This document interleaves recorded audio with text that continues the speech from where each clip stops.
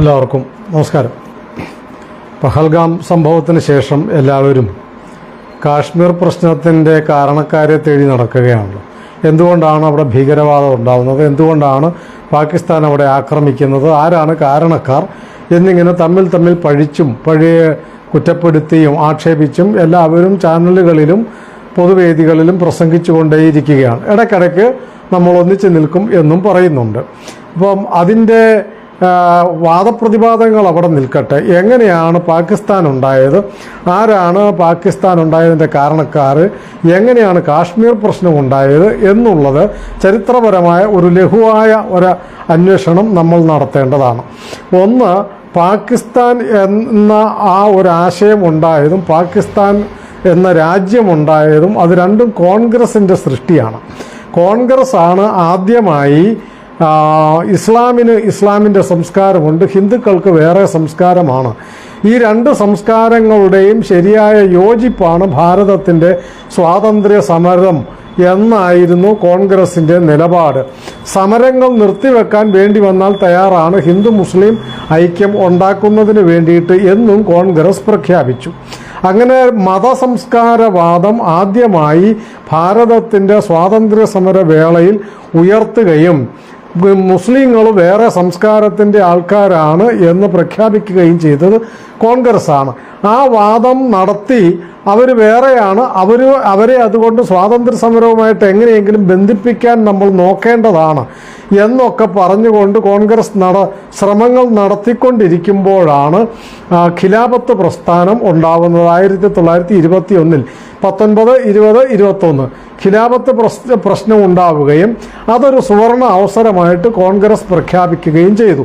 മുസ്ലിങ്ങളെ സാംസ്കാരികമായി വേറിട്ട് നിൽക്കുന്നു എന്ന് കോൺഗ്രസ് മുസ്ലിങ്ങളല്ല പറഞ്ഞത്, മുസ്ലിങ്ങൾ വേറെയാണെന്ന് കോൺഗ്രസ് ആണ് പ്രഖ്യാപിച്ചത്.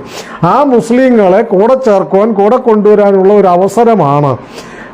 അവരുടെ മതപരമായ ഒരു വിഷയം നമ്മൾ ഏറ്റെടുത്ത് അവർക്ക് വേണ്ടി സ്വാതന്ത്ര്യ സമരം മാറ്റിവെച്ചുകൊണ്ട് മതരാജ്യം സ്ഥാപിക്കുവാൻ, ഖലീഫയുടെ അധികാരം പുനഃസ്ഥാപിക്കുവാൻ വേണ്ടി അവർക്ക് വേണ്ടി യുദ്ധം ചെയ്യുകയും സമരം നടത്തുകയും ചെയ്താൽ അവർ സ്വാതന്ത്ര്യ സമരത്തിൽ പങ്കാളികളാകും എന്ന് പറഞ്ഞുകൊണ്ട് പ്രമേയം പാസാക്കിയത് കോൺഗ്രസ്സാണ്.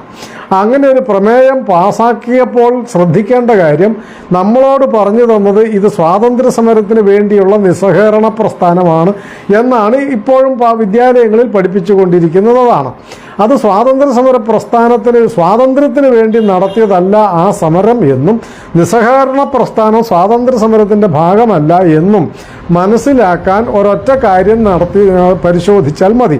കോൺഗ്രസ് ഈ പറയുന്ന വിഷയം ഖിലാഫത്ത് പ്രസ്ഥാനം ഏറ്റെടുക്കാൻ തീരുമാനിക്കുകയല്ല, അങ്ങനെ പ്രഖ്യാപിക്കുകയും അത് കോൺഗ്രസിൻ്റെ അഖിലേന്ത്യാ കമ്മിറ്റിയിൽ ചർച്ചയ്ക്ക് വെക്കുകയും ചെയ്തു.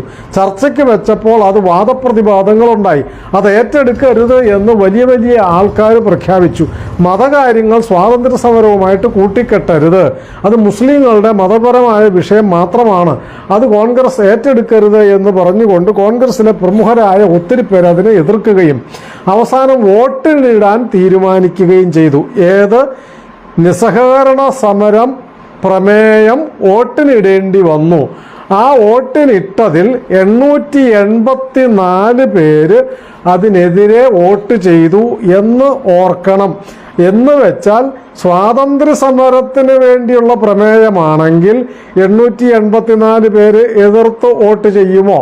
ഒരാൾ പോലും എതിർത്ത് വോട്ട് ചെയ്യില്ല, മുഴുവൻ പേരും അനുകൂലിച്ചു. കാരണം ഭാരതത്തിന് സ്വാതന്ത്ര്യം വേണം എന്നുള്ളതിൽ ആർക്കാ രണ്ടഭിപ്രായം? പിന്നെ എന്തിനാ എതിർത്ത് വോട്ട് ചെയ്തത്? ഇത് സ്വാതന്ത്ര്യ സമരമല്ല, ആഗോള മുസ്ലിങ്ങളുടെ മതപരമായ ഒരു വിഷയമാണ്. അത് സ്വാതന്ത്ര്യ സമരത്തിൽ കൂട്ടിക്കെട്ടരുത് എന്ന തർക്കമായിരുന്നു അവിടെ ഉണ്ടായത്. ആ തർക്കത്തിൽ എതിർത്ത് വോട്ട് ചെയ്യുകയും എതിർത്ത് പ്രസംഗിക്കുകയും ചെയ്തവരാരൊക്കെയാണ്? Rabindranath Tagore, CF Andrews, Annie Besant, CR Das, Deshbandhu CR Das തുടങ്ങിയവരടക്കം, മുഹമ്മദ് അലി ജിന്ന അടക്കമുള്ളവരാണ് ഇത് ഏറ്റെടുക്കരുത്, സ്വാതന്ത്ര്യ സമരത്തിന് ദോഷം ചെയ്യും, ഇത് മതപരമായ ഒരു വിഷയമായി മാറും, വർഗീയ കലാപമായി ഇത് പരിണമിക്കും എന്ന് പറഞ്ഞത് മുഹമ്മദ് അലി ജിന്ന അടക്കമുള്ള, ടാഗോറും ആനി ബെസന്റും അടക്കമുള്ള 884 പേരാണ് അതിനെ എതിർത്തത്. എണ്ണം കൊണ്ട് ഭൂരിപക്ഷ ആൾക്കാർ കോൺഗ്രസിൻ്റെ നേതാക്കന്മാർ മറ്റ് നേതാക്കന്മാർ പറഞ്ഞിടത്ത് അവർ വോട്ട് ചെയ്തത് കൊണ്ട് മാത്രം ഭൂരിപക്ഷ വിധിപ്രകാരമാണ് ഈ നിസ്സഹകരണ പ്രമേയം പാസ്സാക്കപ്പെട്ടത് എന്നർത്ഥം. എന്ന് വെച്ചാൽ സ്വാതന്ത്ര്യ സമരമാണെങ്കിൽ ഏകകണ്ഠമായിട്ട് തന്നെ പാസ്സാക്കേണ്ടത് എന്ന് ഈ സാമാന്യ വിവരം നിങ്ങൾ മനസ്സിലാക്കേണ്ടതാണ്. അതിനെ തുടർന്നായിരുന്നു പിന്നീട് ഈ നിസ്സഹകരണ പ്രസ്ഥാനവും ഖിലാഫത്ത് പ്രസ്ഥാനവും ഏറ്റെടുത്ത്. അപ്പോൾ സ്വാഭാവികമായിട്ടും മതവാദികളായ ആൾക്കാർക്ക് മനസ്സിലായി, തീവ്രവാദികൾക്ക് മനസ്സിലായി, നമ്മൾ പറയുന്നിടത്ത് കോൺഗ്രസ് നിൽക്കും, എന്ത് പറഞ്ഞാലും കോൺഗ്രസ് അനുസരിക്കും, നമ്മളെ കൂടെ കൂട്ടാൻ വേണ്ടി ഏത് കൊള്ളരുതായ്മയ്ക്കും അവർ കൂട്ടുനിൽക്കും എന്ന് മനസ്സിലാവുകയും അതിനുവേണ്ടിയുള്ള പ്രക്ഷോഭങ്ങളും നിബന്ധനകളും നിർബന്ധങ്ങളും നടത്തി സ്വാതന്ത്ര്യ സമരവുമായിട്ട് ബന്ധപ്പെട്ടതെല്ലാം കോൺഗ്രസ് ഉപേക്ഷിച്ചു. മുസ്ലിം ലീഗിന് വേണ്ടി, വർഗീയവാദികൾക്ക് വേണ്ടി വന്ദേമാതരം ഉപേക്ഷിച്ചു, ദേശീയഗാനം ഉപേക്ഷിച്ചു, ദേശീയ പതാക കമ്മിറ്റി നിർണയിച്ച ദേശീയ പതാക ഉപേക്ഷിച്ചു. എന്തൊക്കെയാണോ മുസ്ലിം ലീഗും മുസ്ലിം മതമൗലികവാദികളും പറയുന്നത് അതെല്ലാം അംഗീകരിച്ചു കൊടുത്തു പോന്നതിൻ്റെ അന്തിമ ഫലമാണ് 1947 ഭാരത വിഭജനം. മുസ്ലിങ്ങൾ വേറെ സംസ്കാരമാണ്, ഹിന്ദുക്കൾ വേറെ സംസ്കാരമാണ് എന്ന് കോൺഗ്രസ് പറഞ്ഞത് അംഗീകരിച്ചുകൊണ്ട് മുസ്ലിം ലീഗിൻ്റെ നേതൃത്വത്തിൽ പാകിസ്ഥാൻ വിഭജിക്കുകയാണ് ഉണ്ടായത്. കോൺഗ്രസ് ആണ് അതിൻ്റെ ആദ്യ അവസാന കാരണക്കാർ എന്ന് നാം ഓർക്കേണ്ടതുണ്ട്. അതിനെ തുടർന്ന് പിന്നെ എങ്ങനെയാണ് കാശ്മീർ പ്രശ്നം ഉണ്ടായത്? അത് അതിലും വിചിത്രമാണ്. കാശ്മീർ പ്രശ്നമുണ്ടായത് സ്വാതന്ത്ര്യം കിട്ടി ഏതാനും മാസങ്ങൾ കഴിഞ്ഞപ്പോൾ. ആഗസ്റ്റ് 15 സ്വാതന്ത്ര്യം കിട്ടുന്നു. ഒക്ടോബർ 15 കഴിഞ്ഞ് ഒക്ടോബർ 22 ആയപ്പോഴേക്കും, 2 മാസം കഴിഞ്ഞപ്പോഴേക്കും പാകിസ്ഥാൻ കാശ്മീരിൻ്റെ മേലെ ആക്രമണം നടത്തി, സൈനിക ആക്രമണം നടത്തി ഒക്ടോബർ 22. അപ്പോൾ തന്നെ അവിടുത്തെ രാജാവ് സഹായ അഭ്യർത്ഥന നടത്തി, ഭാരത സൈന്യത്തിനെ അയക്കണം എന്നു പറഞ്ഞു.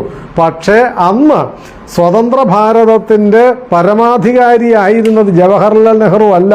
ഭാരതത്തിൽ നിന്ന് നമ്മൾ ഓടിച്ചു എന്ന് അഭിമാനപൂർവ്വം പറയുന്ന ബ്രിട്ടീഷുകാരുടെ തലവനായിരുന്ന മൗണ്ട് ബാറ്റനാണ് ഗവർണർ ജനറൽ പദവിയിലിരുന്നത്. ആ ഗവർണർ ജനറൽ പദവിയിലിരുന്നു കൊണ്ട് മൗണ്ട് ബാറ്റൻ പറഞ്ഞു സൈന്യത്തെ അയക്കരുതെന്ന് പറഞ്ഞു. പ്രധാനമന്ത്രി അനുസരിച്ചു.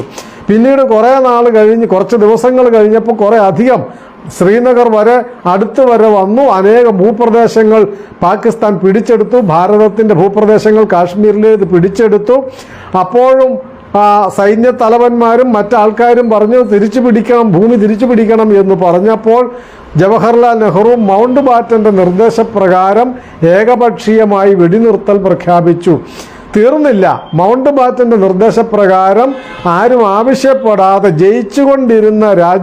യുദ്ധത്തിൽ ജയിച്ചുകൊണ്ടിരുന്ന രാജ്യം ഏകപക്ഷീയമായി വെടിനിർത്തൽ പ്രഖ്യാപിക്കുകയും വിഷയം ഐക്യരാഷ്ട്രസഭയ്ക്ക് വിട്ടുകൊടുക്കുകയും ചെയ്തു. നിങ്ങൾ പറയുന്നത് പോലെ തീരുമാനിക്കാം എന്ന് മൗണ്ട് ബാറ്റൻ പറഞ്ഞതനുസരിച്ച് തീരുമാനിച്ചു. അന്ന് സൈനിക തലവന്മാർ പറഞ്ഞതാണ് പാകിസ്ഥാൻ പിടിച്ചെടുത്ത ഭൂപ്രദേശം, കാശ്മീരിൽ നിന്ന് പിടിച്ചെടുത്ത ഭൂപ്രദേശം തിരിച്ചു പിടിക്കാൻ 48 മണിക്കൂർ തങ്ങൾക്ക് തന്നാൽ മതി, അത് കഴിഞ്ഞ് വെടിനിർത്തൽ പ്രഖ്യാപിക്കാവൂ എന്ന് പറഞ്ഞപ്പോൾ അതിനൊന്നും സമ്മതിക്കാതെ ജവഹർലാൽ നെഹ്റു ഏകപക്ഷീയമായി വെടിനിർത്തൽ പ്രഖ്യാപിക്കുകയും വിഷയം തർക്കവിഷയമാണെന്ന് പറഞ്ഞുകൊണ്ട് ഐക്യരാഷ്ട്രസഭയ്ക്ക് വിട്ടുകൊടുക്കുകയുമാണ് ചെയ്തത്.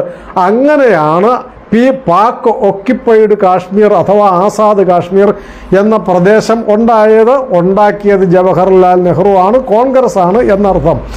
ആ പ്രദേശത്ത് നിന്നുകൊണ്ടാണ് 1947 മുതൽ 2025 വരെയും ഭീകരവാദ കേന്ദ്രങ്ങൾ അനുസ്യൂതം പ്രവർത്തിച്ചുകൊണ്ടിരിക്കുന്ന പാകിസ്ഥാന്റെ നിയന്ത്രണത്തിൽ ഭീകരവാദ കേന്ദ്രങ്ങൾ അവർക്ക് ആയുധവും ആളും അർത്ഥവും എല്ലാം കൊടുത്ത് ഭാരതത്തിനെതിരായ ഭീകരവാദ കേന്ദ്രങ്ങളെ സൃഷ്ടിച്ചത് കോൺഗ്രസ് ആണ്.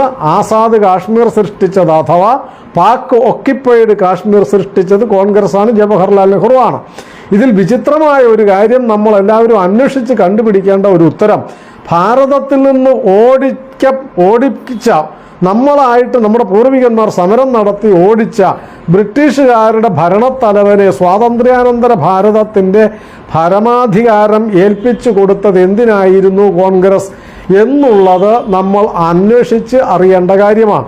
മൗണ്ട് ബാറ്റൻ ഇവിടെ നിൽക്കണമെങ്കിൽ അതിനുവേണ്ടി അല്ലല്ലോ എഡ്വിന മൗണ്ട് ബാറ്റനെ ഡൽഹിയിൽ താമസിപ്പിക്കാൻ വേണ്ടി മൗണ്ട് ബാറ്റനെ ഗവർണർ ജനറൽ ആക്കി മാറ്റിയ, എഡ്വിന മൗണ്ട് ബാറ്റനെ ഡൽഹിയിൽ നിലനിർത്താൻ വേണ്ടി മൗണ്ട് ബാറ്റനെ ഗവർണർ ജനറൽ ആക്കി നിലനിർത്തിയ കോൺഗ്രസിന്റെ പടുവിഡ്ഢിത്തം ആയിരുന്നില്ലേ കാശ്മീർ പ്രശ്നം ഇത്രയും വഷളാക്കിയത്? ഈ ചരിത്രം നിങ്ങൾ അറിയാതെയാണോ വെറുതെ ഗോഗ്വ വിളിക്കുന്നതും നിലവിളിക്കുന്നതും ഒക്കെ? ഇത് ഓർക്കേണ്ടതാണ്. ഇത് കൂടാതെയാണ് കാശ്മീരിന് നേരിട്ട് ഭരണം നടത്താതെ, സൈന്യത്തിൻ്റെ കീഴിൽ വരാതെ, എല്ലാ കൊള്ളരുതായ്മയ്ക്കും ഭീകരവാദികൾക്ക് പാക് ഓക്യുപ്പൈഡ് കാശ്മീരിൽ മാത്രമല്ല കാശ്മീരിൽ മുഴുവൻ അവർക്ക് അഴിഞ്ഞാട്ടം നടത്തുവാൻ പാകത്തിന് ഒരു സ്വതന്ത്ര രാജ്യം പോലെ 370 വകുപ്പും അനുവദിച്ചു കൊടുത്തത് കോൺഗ്രസ് ആണ്, ജവഹർലാൽ നെഹ്റുവാണ്. ഈ പമ്പര വിഡ്ഢിത്തം മുഴുവൻ ചെയ്തത് കോൺഗ്രസും ജവഹർലാൽ നെഹ്റുവാണ്. അതിൻ്റെ ദുരന്ത ഫലങ്ങളാണ് നമ്മൾ അനുഭവിച്ചു കൊണ്ടിരിക്കുന്നത്. ഏതായാലും ആ ദുരന്ത ഫലത്തിൻ്റെ, ആ ദുരന്തങ്ങളുടെ ഒടുവിലത്തെ അനുഭവമാണ് പഹൽഗാമിൽ നമ്മൾ കണ്ടത്. അത് കുറഞ്ഞോ കൂടിയോ എന്നൊക്കെയുള്ള തർക്കങ്ങൾ നിൽക്കട്ടെ. കുറഞ്ഞിട്ടുണ്ടാകും, കാശ്മീരിലെ ആക്രമണം കുറഞ്ഞിട്ടുണ്ട്, ഭീകരവാദം കുറഞ്ഞു. അതുകൊണ്ടൊക്കെയാണല്ലോ അവിടെ ടൂറിസ്റ്റുകൾ ആയിരക്കണക്കിന് ലക്ഷക്കണക്കിന് വന്നത്.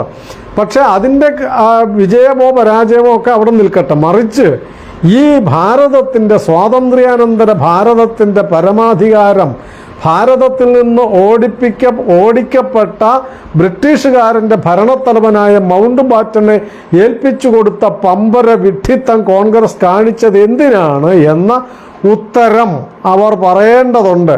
അന്ന് അവർ പറഞ്ഞ ഒരു തൊടുന്യായം, ഭാരതത്തിൽ നമ്മൾ ഇത്രയും വലിയ രാജ്യം ഭരിച്ച് പരിചയമില്ലല്ലോ, അതുകൊണ്ട് പരിചയസമ്പന്നനായ ഒരാളെ നിലനിർത്തിയതാണ്. അന്ന് ചില നേതാക്കൾ ചോദിച്ചിരുന്നു, ദേശീയവാദികളായ ചില നേതാക്കൾ ചോദിച്ചിരുന്നു, അങ്ങനെയാണ് പ്രധാനമന്ത്രിയാവാൻ ജവഹർലാൽ നെഹ്റുവിന് യോഗ്യതയില്ലല്ലോ, ഭരണപരിചയം ഇല്ലല്ലോ എന്ന് ചോദിച്ചതാണ്. അതെല്ലാം മറന്നുകൊണ്ട് ആരുടെ കയ്യിൽ നിന്നാണോ നാം സ്വാതന്ത്ര്യം നേടിയത് അവരുടെ കൈകളിലേക്ക് സ്വാതന്ത്ര്യാനന്തര ഭാരതത്തെ വിട്ടുകൊടുത്ത പടുവിഡ്ഢിത്തത്തിൻ്റെ പരിണത ഫലമാണ് കാശ്മീർ പ്രശ്നം. പാകിസ്ഥാൻ ഉണ്ടായതോ അങ്ങനെ തന്നെയാണ്. കോൺഗ്രസ് ഉണ്ടാക്കിയതാണ് പാകിസ്ഥാൻ. ആ പാകിസ്ഥാൻ ഉണ്ടാക്കിയതാണ് കാശ്മീർ പ്രശ്നത്തിൻ്റെ ഒരു ഭാഗം.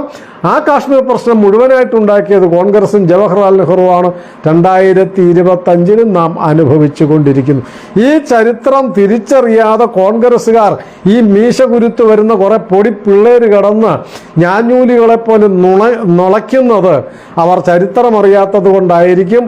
അതുകൊണ്ട് കാരണവന്മാരായ കോൺഗ്രസ്സുകാർക്ക് സ്വന്തം ചരിത്രം അറിയുമെങ്കിൽ ഈ മൗണ്ട് ബാറ്റനെയും എഡ്വിന മൗണ്ട് ബാറ്റനെയും ഭാരതത്തിൻ്റെ അധികാരം ഏൽപ്പിച്ചു കൊടുത്ത പടുവിഡ്ഢിത്തത്തിൻ്റെ ചരിത്രവും കൂടി പറഞ്ഞു കൊടുത്ത് ഈ പിള്ളേരെ നിലയ്ക്ക് നിർത്തണം എന്ന് അഭ്യർത്ഥിക്കുന്നു. നമസ്കാരം.